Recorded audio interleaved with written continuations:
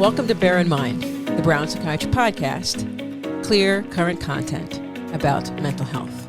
I'm the host, Dr. Tracey Guthrie, Psychiatry Residency Program Director and Co-Editor-in-Chief. I'm the co-host, Dr. Camilla Cosmo, Brown Assistant Professor and Co-Editor-in-Chief.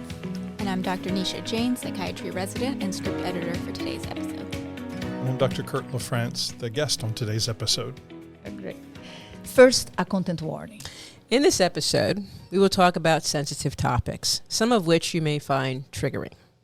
Our only purpose is to provide education and information. Our content is not to be considered medical advice.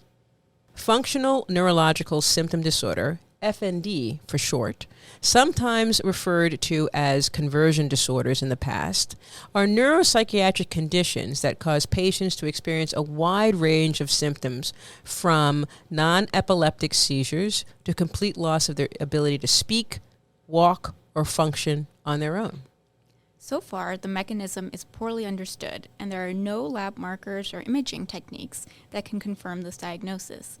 In addition, treatments and interventions are still scarce. Approximately 4 to 12 per 100,000 people develop a functional neurologic symptom disorder per year. Dr. Curt LaFrance joins today to discuss functional neurological symptom disorders. Double-boarded in psychiatry and neurology, he directs the Neuropsychiatry and Behavioral Neurology program at Rhode Island Hospital and the VA Mind-Brain program. With extensive experience diagnosing and treating FND and other neuropsychiatric conditions, Dr. LaFrance is a leading expert in the field. Welcome, Dr. LaFrance. It's a pleasure to have you. Thank you. It's great to be here. Thank you. Dr. LaFrance, what is the current definition of functional neurological symptom disorders, and what are some risk factors for developing it? There's the definition from the diagnosis book that we use in medicine, and it describes FND, or conversion disorder, as you mentioned, as one or more symptoms that affect bodily movement or your senses, and symptoms can't be explained by neurological or other medical conditions. Symptoms are not consciously produced, and they're not faking the symptoms. I was asked to be an advisor on the DSM-5, the updated version of that book. And one of the things we wanted to do was to make sure that clinicians could rule in the diagnosis, could make the diagnosis definitively. So we added physical signs on exam to be able to do that. Before that, we could only guess or hedge, but now we've got a good, strong way to make the diagnosis. I view the brain and the mind as two sides to one coin. So the way that I explain the diagnosis to my patients and to families is that FND, or CD, conversion disorder, is a neurological presentation of an underlying psychological conflict or stressor, like life events that happen. And it's also a behavioral expression of brain circuit dysfunction. So it's both and. Some of the risk factors include psychological and social and biological factors. They all can contribute to developing FND. And we call these predisposing factors. Other factors may precipitate or may prompt the onset of a symptom. Also, there are adverse life events where sometimes, like a loss or an injury or a history of trauma or abuse, those chronic stressors can also produce symptoms. So, is it possible to have both a structural neurological condition like epilepsy, multiple sclerosis, and functional neurological symptom disorder at the same time? And if so, how often do these conditions occur together? Yes, patients can have both neurologic and psychiatric disorders. They co-occur many times. One of the ways that we assess somebody if they do have both is we'll bring them into the monitoring unit. And when we do that, we'll find up to 10% of people who have non-epileptic seizures also have epilepsy. Similarly, in the movement disorders world, we'll find that up to 7% of patients who have Parkinson's disease can also have a functional movement disorder. So, can you tell us a little bit more about the type of patient that will come and see you and what kind of symptoms they're typically having? Sure. So I have a clinic at Rhode Island Hospital where I see civilians, and I have a clinic at the Veterans Administration where I see veterans. And the patients with FND and conversion disorder look like you and me. What happens, though, is that sometimes they will present with an inability to move their arm, or difficulty with walking, or sometimes they'll have a new onset tremor that looks like Parkinson's, but it's not. Or they'll have had seizures that looks like epilepsy, but it's not. What are some of the most common presentations of FND? Any way that neurological presentation can present, a functional neurological disorder can present.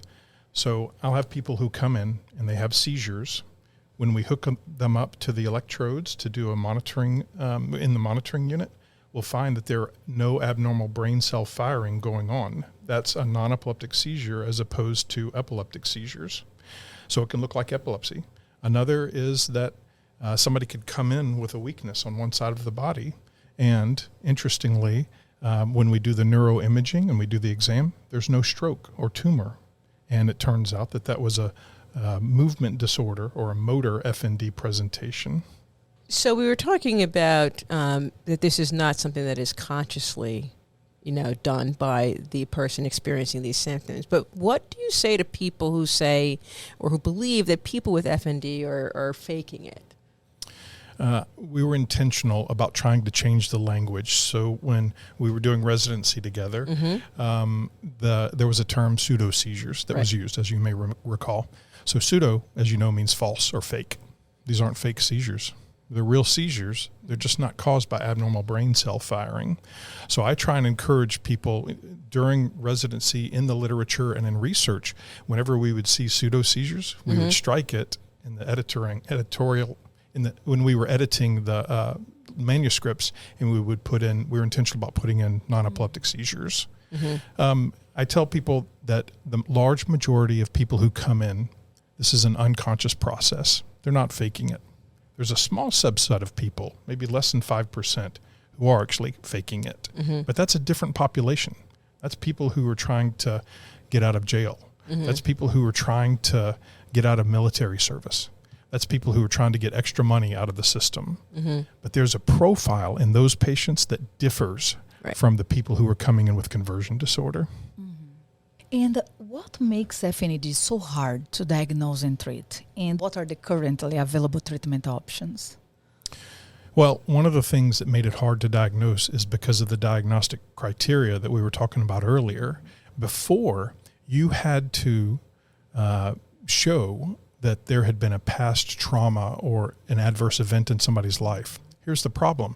You're in the emergency room and you've presented with seizures or a weakness, and the doctor comes down and you speak for about 30 minutes. You don't know this person. And so you might not open up. You might not kind of divulge that, well, this thing happened a while ago. So we couldn't definitively make the diagnosis because we didn't have that one criterion that was needed to make the diagnosis with the old way. We kept that in as an important factor, but now it's a note in the diagnosis.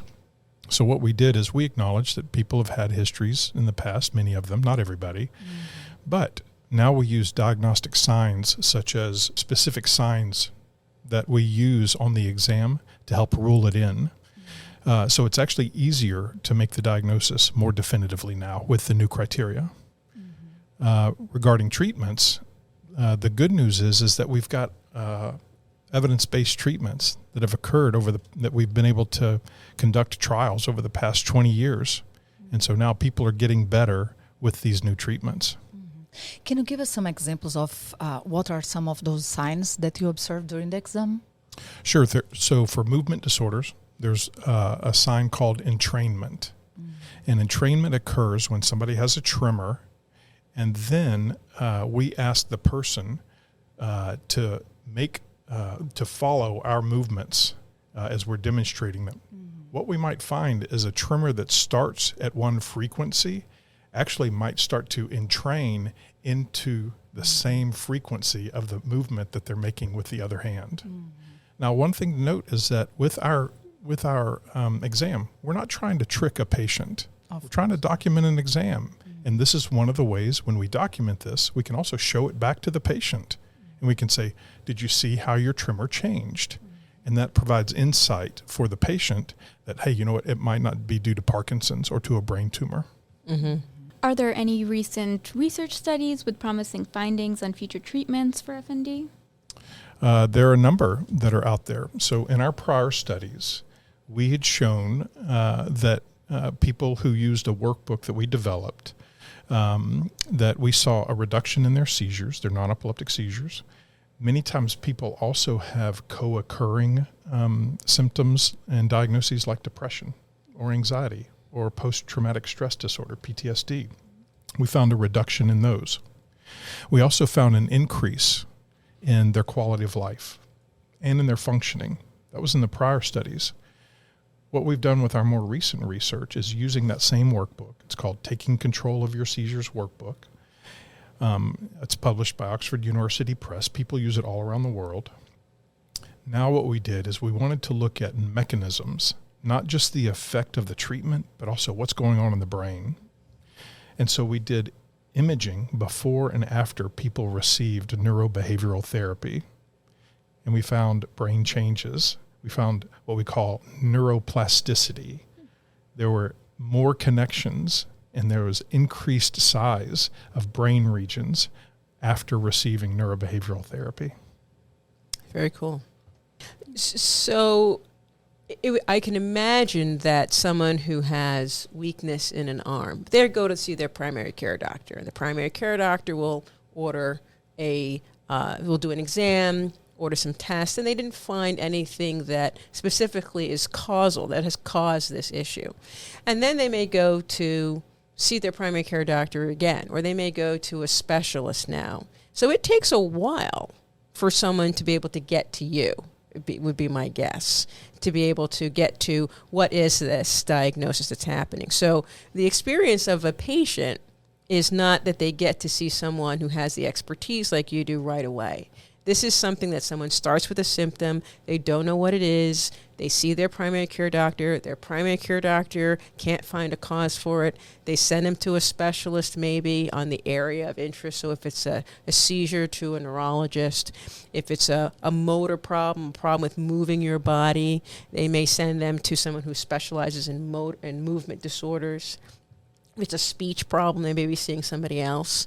And then someone eventually says, I think that some of these issues may be caused from a different cause. And you should go see maybe Dr. LaFrance. So it takes a while for people to get to see you. Is that a fair summary of what happens? It is fair. In the past, I will say that times are changing. One of the ways that's happening is with education, not unlike what y'all are doing here with the podcast. Education is not just at medical conferences. So I and my colleagues will speak around the country and around the world and at different medical schools, and we'll give grand rounds or talks each week on this topic. So now primary care doctors are learning about it. Emergency department physicians are learning about it. Pediatricians are learning about it. So more on the front lines, not till the time that you get to the specialist or the subspecialist. Education is making a big impact both in clinical realm and also for our patients and their families. And what is the response of patients? What's your experience of the response that patients have when they're told, I think you have a functional neurological disorder? It depends largely on the presentation of the diagnosis. So my approach is to and this is what I learned here in residency and in medical school. I try and treat the whole patient. So I want to hear the whole story. I don't want somebody to just come in and say, oh, they can't move their arm, got an MRI, no lesion, therefore you have a disorder, done and you can go. Right. I want to hear your story from the beginning. Also, when people get referred to me, I usually have all of the records from the prior 7 evaluations that you mentioned. So there are 3 MRIs, their brain imaging, and their 6 EEGs, the electroencephalography, and also their cardiac workup for their heart when they were fainting. I get all that information. I go through that. And then I sit with the patient and the family for a few hours, actually, to hear the story. When I've heard the story, when I've done the exam, when I have gone through the labs, the extensive lab work, then at that point, I feed back to the patient and the family member the story that they told me. And I let them know. I say, here's what I heard and here's what I've learned about you.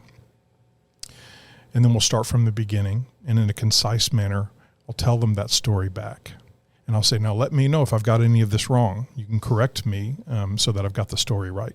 After they know that I've seen and heard them, then I'm able to say, based on this information, my opinion is that you have conversion disorder or functional neurological disorder or non-epileptic seizures.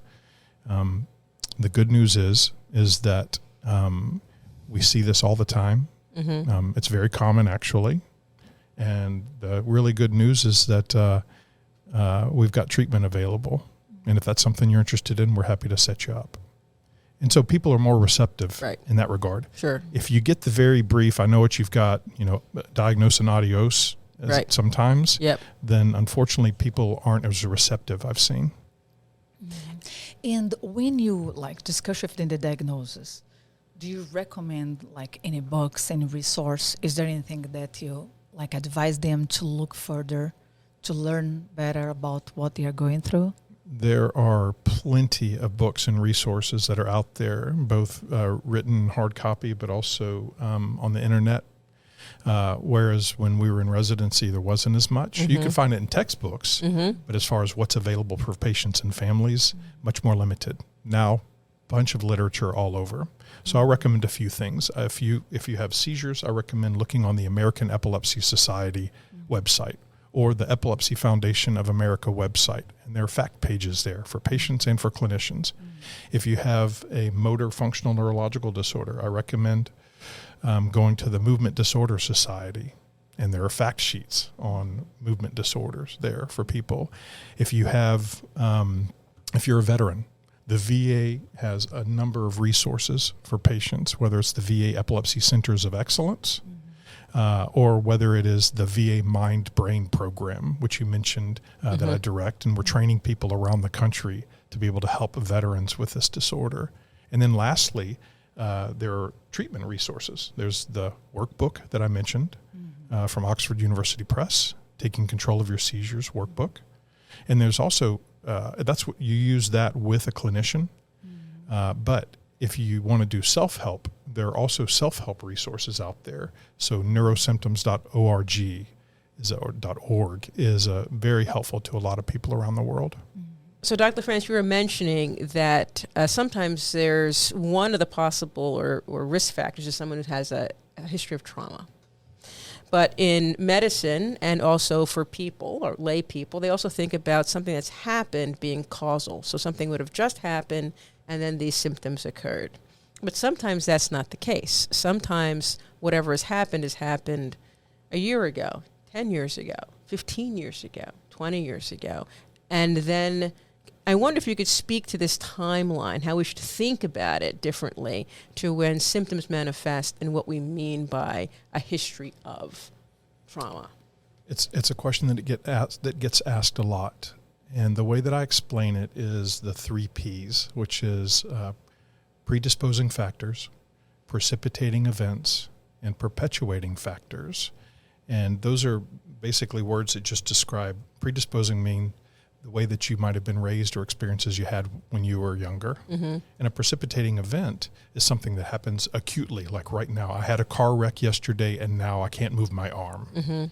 And then perpetuating factors are, what kind of environment are you in and the things that you're dealing with in life? I'm out of work now and I feel badly about myself because I can't provide for my family. And that's a perpetuating factor. Those are part of what we call the causal pie. And that causal pie, each of those may be a contributor to the presentation.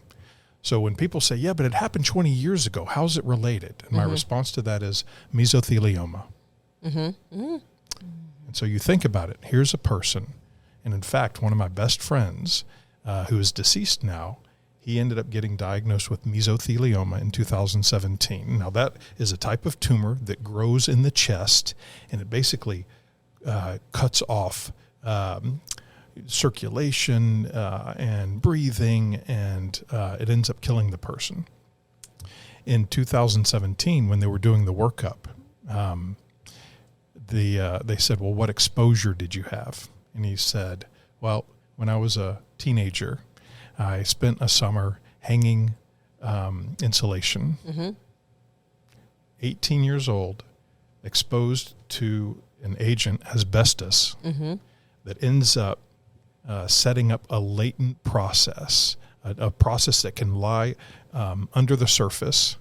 And then in his 60s, he ends up developing this tumor in his chest that killed him 2 years later. That's mesothelioma from an exposure many years ago.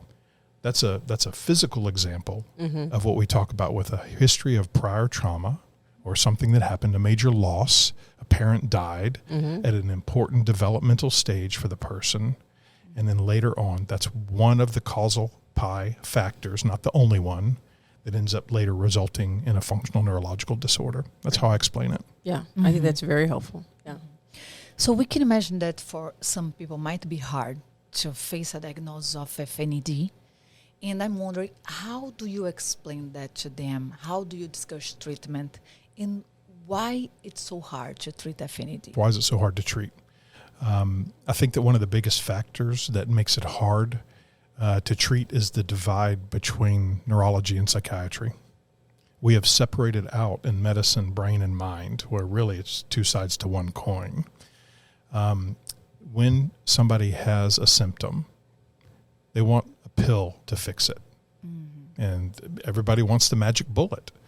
In functional neurological disorders, there's no magic bullet. We don't have a pill that makes everything go away. And so I don't promise that to people. So one of the first studies that I conducted after finishing the combined residency in neurology and psychiatry here in a research fellowship was an NIH-funded trial where we actually did give a medication. And that medication showed a 45% reduction in seizures in the people who got the serotonin agent, the brain chemical medication. And then there was an 8% increase in patients who got the sugar pill, the placebo pill. It didn't cure. It didn't make everything go away. There was some help to it, but there wasn't a magic bullet for that. So after that, we started developing therapies, a psychotherapy. So when you ask, so that's one of the reasons that it's hard to treat, is that we don't have a magic bullet. And anti-seizure medications, anti-epileptic drugs, don't treat this disorder. Indeed. So that's what makes it hard. That's what makes it hard. Another piece is that when people fall between neurology and psychiatry, I call that the borderlands. And when people are in the borderlands, that's where those long time seeing different doctor after different doctor, different emergency department. When people look at it from a combined neurologic and psychiatric perspective, brain and mind, that's where people can lessen that time, and they can actually get the treatment that they need. Regarding treatments. So what we did after the medication studies is that we developed what's called a multimodality, which means different types of therapy. We combine them all into one treatment. And the way that we did that, when I was in residence here, we have a lot of exposure to good psychotherapy. So as you probably know, Sigmund Freud, he was a neurologist, and he developed psychoanalysis, which later on became psychodynamic psychotherapy. So trained in some of that here. And then also a person by the name of Aaron Beck. He was a psychiatrist who developed cognitive behavioral therapy. Over time, in supervision, I realized there's not one best psychotherapy. So what we did as a neurologist and psychiatrist, I thought, what about combining the best of all the different therapies so that you have targeted treatment for the known challenges in the patients, and put it in a 12-session, 1 session per week workbook. The patient takes the workbook, fills in each chapter. The patient does the work, and then they bring that in and talks through the work that they've done, getting these new skills and tools from the different modalities, the different types of therapies.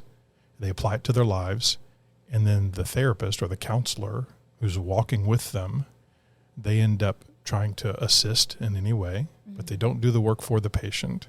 That's the treatment that's shown the biggest effect, and that's the typical treatment that we'll offer to people. Mm-hmm.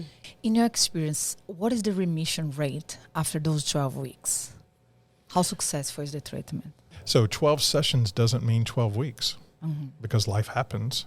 Sometimes the car broke down on the way to the appointment, or if you're doing telehealth, then you can't get connected on your internet. So for some people, even though it's 12 sessions, it may be 24 weeks. It may be a little bit, but it's designed to be delivered weekly. So you kind of keep things together.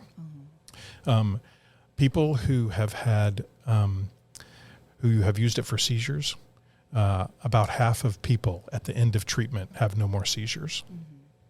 I don't use that as the gauge of effectiveness, however. And here's the reason why. We heal very little in medicine. Indeed. We treat a lot. We don't heal much. Think about chronic migraines. Think about diabetes. Think about asthma. So people, instead of saying, I'm going to take away all of your symptoms, which I don't even have the power to do anyway, I tell people, we're going to equip you so that you're able to use these skills and tools and you can live a better life. So even if you do have another seizure, or even if you do have a little trip with your leg, you can still have improved quality of life. You can still have good functioning. You can still go to your kid's baseball game. So I don't look at 100% remission. I look at improvement in quality of life and functioning. Makes sense. What would you recommend to someone struggling with FND who hasn't found the right care just yet? I would say keep looking. And here's what I mean by that. There are people all around the country and now people all around the world who have been equipped and trained to recognize, to diagnose, and to treat people with FND and conversion disorder. In the past, yes, there were a few centers here and there, Brown being one of them. Now we've really made an effort with the education that we talked about to try and spread the wealth, if you will. And we want people to be able to go to a doctor who says, I'm comfortable and familiar with this. I see this all the time. And you know what? We've got good treatment, and we're happy to offer that to you. And by the way, for your tremor and your gait or your walking disorder, we've got great physical therapists and occupational therapists and speech therapists who can help you with the symptoms that you present with. And we work together. We call it multidisciplinary treatment, where we're working together for your benefit. And those are being developed and popping up more and more now around the country. It might take some effort, but I'd say keep looking. You talked about using different modalities of therapy, bringing together the best of things. Yeah. In your experience, is there a type of therapy that doesn't work for people with FND? The therapy that I have, so let me answer that by, in our studies, we do a deep assessment, an extensive assessment of everybody who comes into our treatment studies. And one of the questions we ask is, what treatments have you had already? 60% of the people who come and enroll in our studies have had prior therapy. So that means, and they're still having symptoms, right, which is why they're coming to see us. So that means that therapy didn't help. Right. So to answer your question, of those people who've had prior therapies, the ones that report the type of therapy mostly is supportive psychotherapy. Right. So I know that it has helped with some people, and I don't mean to disparage supportive psychotherapy, but when I see people who've 60% have had supportive psychotherapy and they are coming to me because they're still symptomatic, that's telling me that one for this disorder might not be helpful. Right. Correct. So let's do something to equip you with tools and skills. Right. And then let's let you be able to, you are taking control. You're the one who's implementing these, and you're the one who is applying these to your life so that now you're not depending on the therapist to fix you. And depending on the therapy and the therapist, sometimes those things these symptoms get more entrenched. Yes. So as I mentioned, in neurobehavioral therapy, we've taken elements of each of the therapies. In session 6 on relaxation, we use cognitive behavioral therapy techniques. Cognitive behavioral therapy is a type of therapy, again, brought forth by psychiatrist Aaron T. Beck. And it's where you look at cognitions or your thoughts, affect or your emotions, and your behaviors. And you find the relationship between those. Certain patterns of thinking that we have are not very helpful. And the term for that is maladaptive patterns. And basically we help people to identify, I'm thinking that way again. It's not helping me. Here are some ways to get around that unhelpful thinking. That's one example. Another example, and we'll teach relaxation techniques that are taught in cognitive behavioral therapy. Another approach is what's called interpersonal therapy, and that's how we interact with each other as human beings. And so for interpersonal therapy, in session 2, we teach about healthy communication. Do you use unhealthy passive communication or unhealthy aggressive communication, or do you use healthy assertive communication? So we teach those techniques, another skill or tool that a patient can use from interpersonal therapy. Another example is, I mentioned earlier, psychodynamic psychotherapy. That was the one from the neurologist Sigmund Freud, with analysis modified to psychodynamic. This is an interesting thing. You asked about the history or the past. We take what happened in what we say the then and there, and we associate it with the here and now. So we make what's under the surface, we bring it to the surface. We make what's unconscious conscious or known. And that's when people make that link, and they're reacting to something that happened in the past, then they have the tools to break those links, and they don't have to react to them in the past. So a number of different therapies. So, I mean, I think that's extremely helpful. I think the other thing that's extremely important to say is the person doing this therapy is skilled to know when to do this, when to bring up these conversations, when to reflect on this, and also is challenging you and educating you, not just passively listening to you. They are very active in the therapy. So therapy is not therapy, I think is a very important conversation for us to have around FND, but also around many other disorders. But FND certainly does raise its importance because it is one of the primary treatment options that is going to help people get control back of their life, as you're saying. And that's why for people to we've got a couple of options for training. For neurobehavioral therapy, the multimodal therapy that I mentioned, the whole person integrative approach, it's not just doing a task, it's a way of thinking. Right. And so the way that I was trained in medical school was with a whole person approach, which is biopsychosocial spiritual. It's looking at the whole person of who they are in the context of who they are in their humanity. And so to look at it from that frame, then I realized, yes, biologically, there might be some anatomic or some parts of the body that are affected. Psychological, there may be some moods or feelings that you're having. Social, some of your interactions with your family and friends. And then spiritual, some what we call existential, some big picture questions that you're struggling with. We look at all of those. That's integrated into the neurobehavioral therapy. When we do that, we train people around the country to be able to take that framework, to use the workbook, and in session 2 you do this, and in session 3 you do this, and in session 3 is psychoeducation, where we teach them about what medications do or don't help. Right. So the people who are being trained are learning as much as the patient is learning. Correct. It's all about the learning or unlearning. Unlearning a lot of previously held thoughts, beliefs that keep people stuck. I think that's wonderful. So FND doesn't just impact the individual. If you are someone who has a functional neurological disorder and you're having seizures, you may not be able to work. You may not be able to care for your kids. You may not be able to be as involved. You may be in the hospital.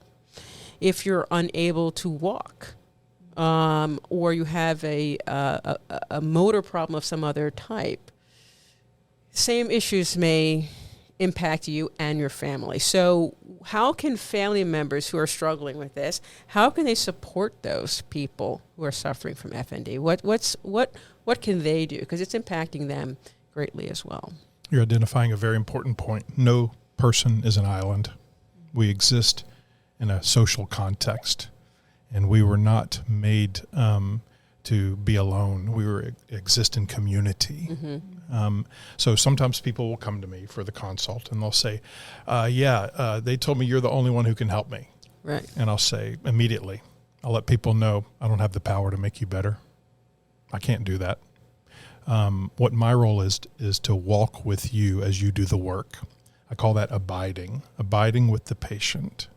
And that's meeting the patient where they are and walking with them the next step forward. So I'll tell people I'm part of the treatment team, but I'm not the main one. I'm not the only one. And I'll let people know you've got family and friends who are supports. And we try and help them to go from, we see different patterns in interactions with people. There's codependency, which is I can't make a decision on my own without you. That's on one extreme. On the other extreme is independence. I'm not going to ask anybody for help. Right. What we try and do is get people to the middle, which is interdependence. I'm going to try and do it on my own, and if I can't, then I'm going to ask for help from a supportive person. That's where we try and get them with family and friends. The other place that's important is that people sometimes they'll look to family and friends. They'll also look to their community of faith. That can help with some of the bigger pictures and dealing with pain and suffering and losses. It provides hope to people beyond what the world has to offer many times. So I tell people, along with your doctors, part of your treatment team is family, friends, and faith. So Dr. LaFrance, we've been talking a lot about the treatments that are available for FND and conversion disorder. And I think something that might pop into people's heads is, are you telling me that this is all in my mind? Is this all in my head? Is it not real? And I guess also, with all the therapies, the other question might be, well, how is relaxation going to help the fact that, I can't move my leg?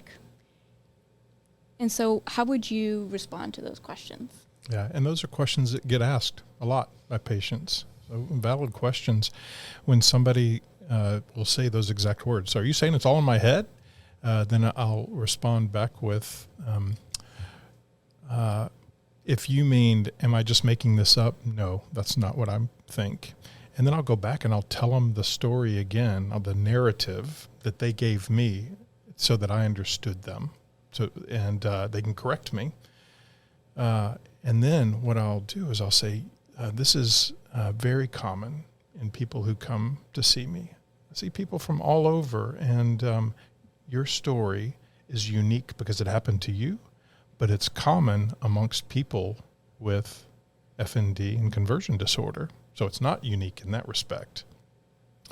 I'll tell them that as I explained to people, it's a neurological presentation of an underlying psychological conflict or stressor, and it's also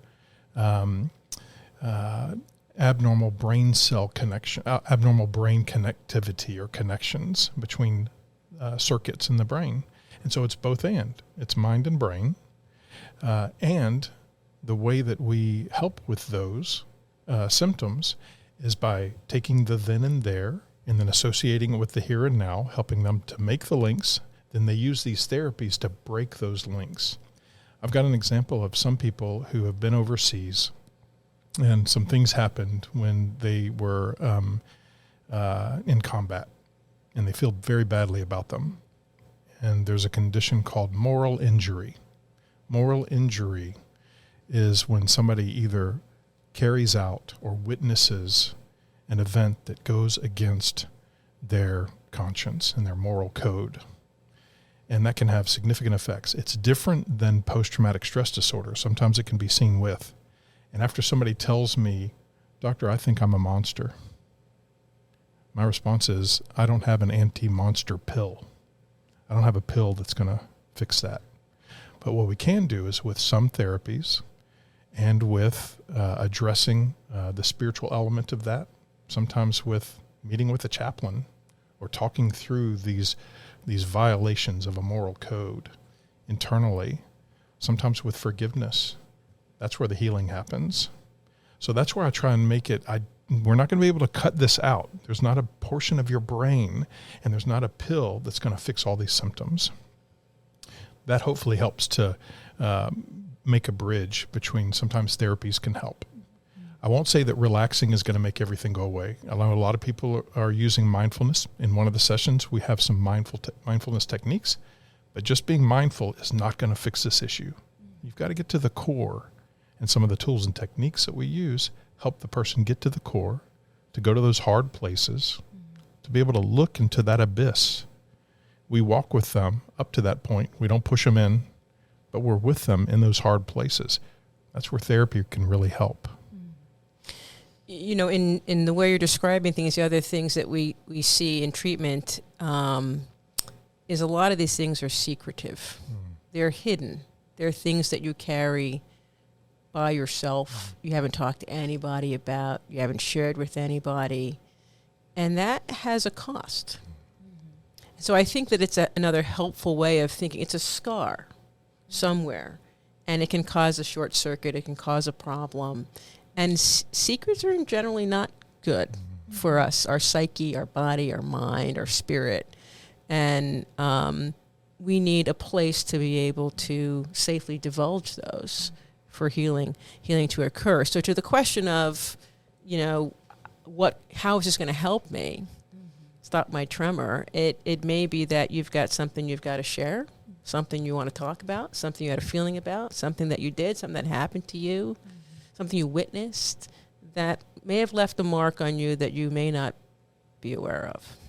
And sometimes when we've seen or experienced some difficult things, sometimes the body protects the mind. Correct. And so these physical symptoms can manifest themselves not intentionally, but as a distractor to, I don't have to focus on this hard thing if everybody's focusing on the tremor. Everybody's focusing on the tremor, right. When people come to the clinic, I'll let them know at the outset, there are no taboo topics in this clinic.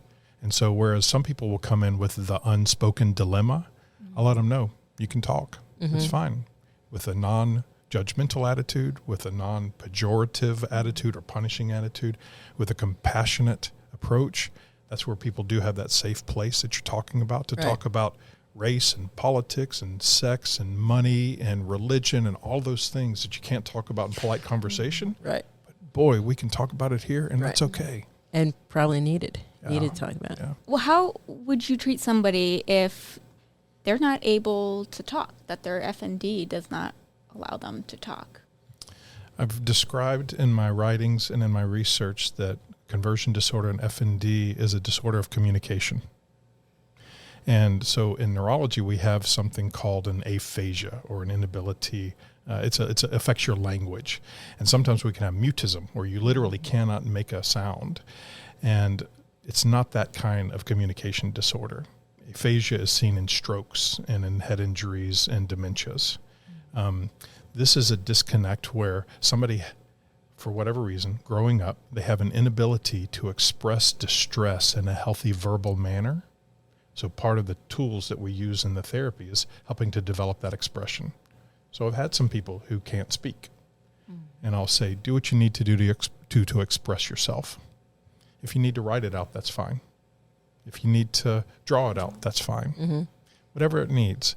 But there needs to be some type of expression to overcome that communication disorder. I can imagine that there are situations that may arise that you may have come across in your clinical practice where people say, listen, I know I've been to all these different specialists, and I'm now seeing you as another specialist, but I firmly believe there's something else wrong with me that is so rare, is so hard to diagnose. People just don't understand it, that they just don't know what it is that I have.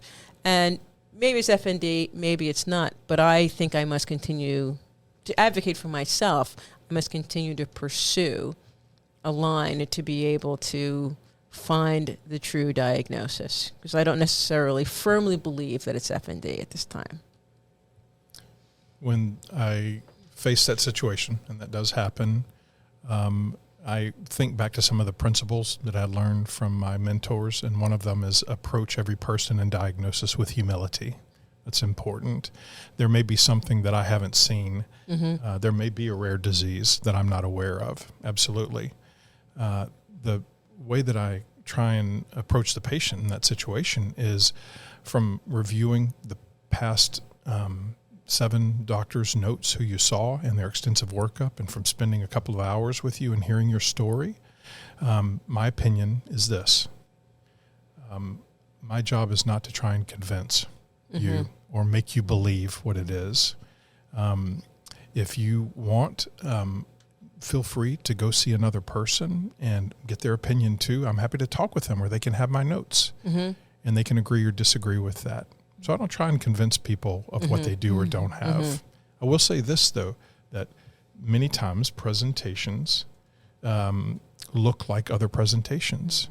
And so in medicine, we do a lot in psychiatry and neurology, and in the practice of medicine as doctors. One of the things we do is we look for patterns, and there's pattern recognition. And whether it's depression or Parkinson's or panic disorder or functional neurological disorder. So many times, a lot of people look very similar based on that presentation. Great, thank you. So is there any new research that you are aware of about FNED? There is. I've told you about the Taking Control of Your Seizures workbook. We've actually, because patients might not only have seizures, they might have other types of presentations. So we actually have rewritten the workbook for those specific presentations. One example is taking control of your functional movement disorder. Another example is taking control of your functional cognitive disorder. Sometimes people who have a history of mild traumatic brain injury or a closed head injury, when they keep having symptoms over a year later, when most of the time symptoms resolve with mild TBI, if they continue having symptoms, that's called prolonged post-concussive symptoms. We found that many times that is associated with a history of post-traumatic stress disorder and other prior events. So we reworked and rewrote the workbook for taking control of your functional cognitive disorder to be able to address those symptoms. So at Rhode Island Hospital, we've just gotten approval for a pilot randomized control trial of neurobehavioral therapy using the functional motor disorder workbook. And, if people with this disorder and diagnosis confirmed want to reach out, they can call our research office at 401-444-5555, or they can email at neuroresearch@lifespan.org. And they can be screened to see if perhaps they could be enrolled in the treatment trial. Thank you. And can you define the terms you use, the functional neurocognitive disorder? Could you define what that would, tell our listeners what that would look like? Sure. So cognition or cognitive is thinking, thoughts, and people who have, we talked about functional seizures. Right. And it might look like epilepsy. And we've talked about functional movement disorder, and it might look like Parkinson's. And with functional cognitive disorder, people have actually asked me, doctor, do you think since that head injury, do you think I have dementia?